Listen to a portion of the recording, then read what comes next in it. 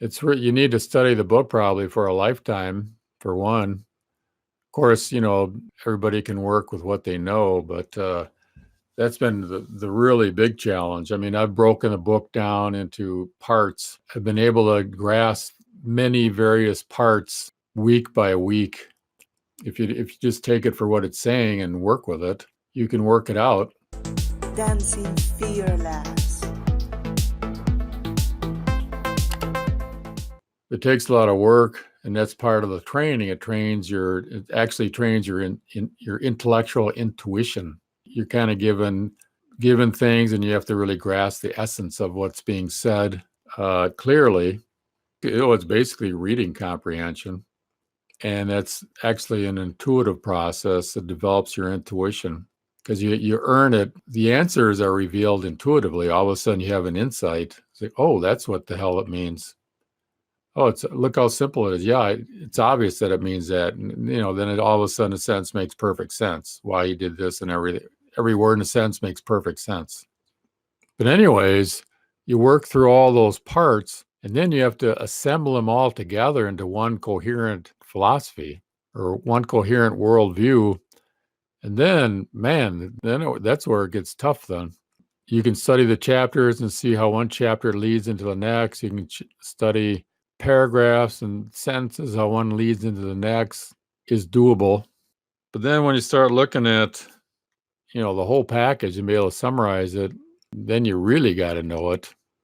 You got to know what is really the core, at the core of the book, the core principle, and then how does everything come off of that and relate to that. That's why this next video is going to take a long time. And then you can go different ways with it. I mean, that's where you really get into of taking these thoughts and entering into pure thinking, where all of a sudden, you start losing your grounding. If you're just looking at a particular sentence and you're trying to grasp the sentence, you've got a good grounding in that sentence. But when you go with the whole summary, all of a sudden it's like, I don't have the kind of mind where I can hold many things in my mind at the same time. Especially my mind is starting to, lose some of that ability.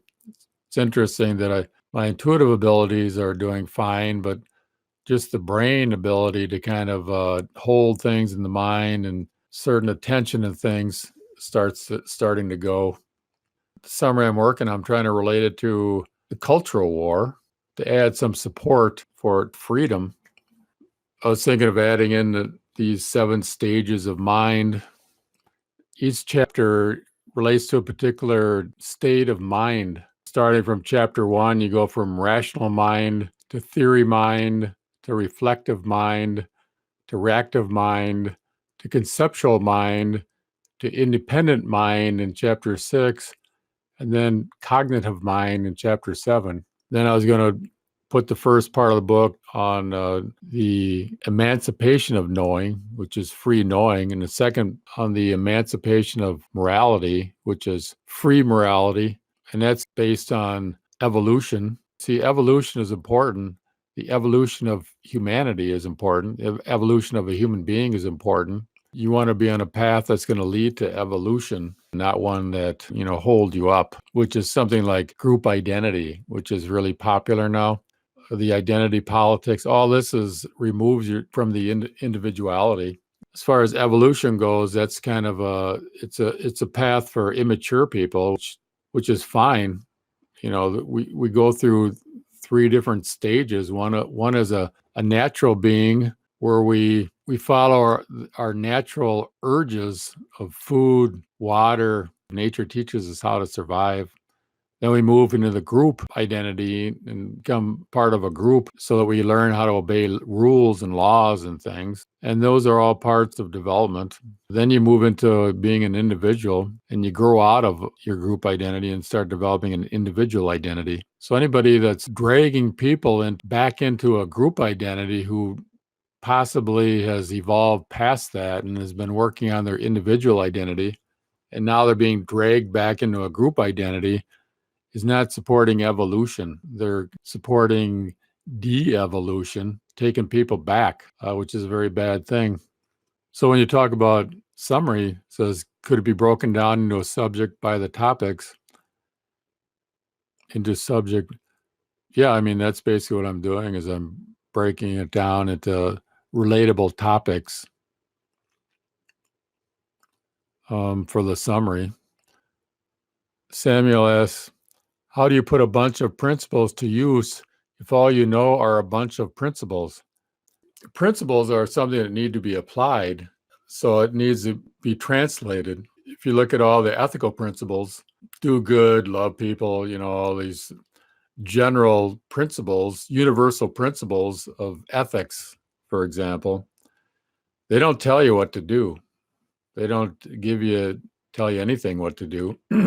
You have to translate that into what's called a moral idea or an ethical idea from the universal principle to the specific idea, specific goal that you want to carry out, which then goes into detail for exactly what you want to do.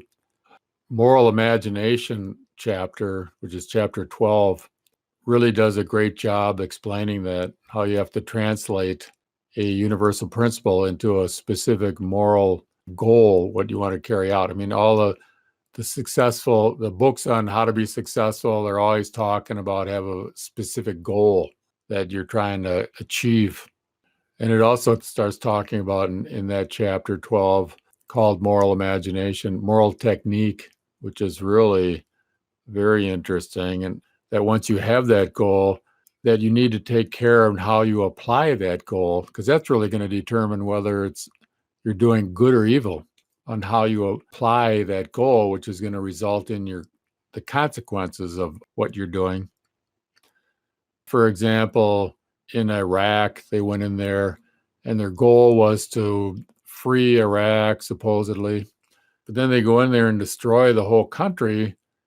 And the results of that action, they didn't really integrate their ideal in with what was currently happening. They just destroyed everything that was happening. And that's bad moral technique. So moral technique is all about how to apply your goals without doing a lot of harm.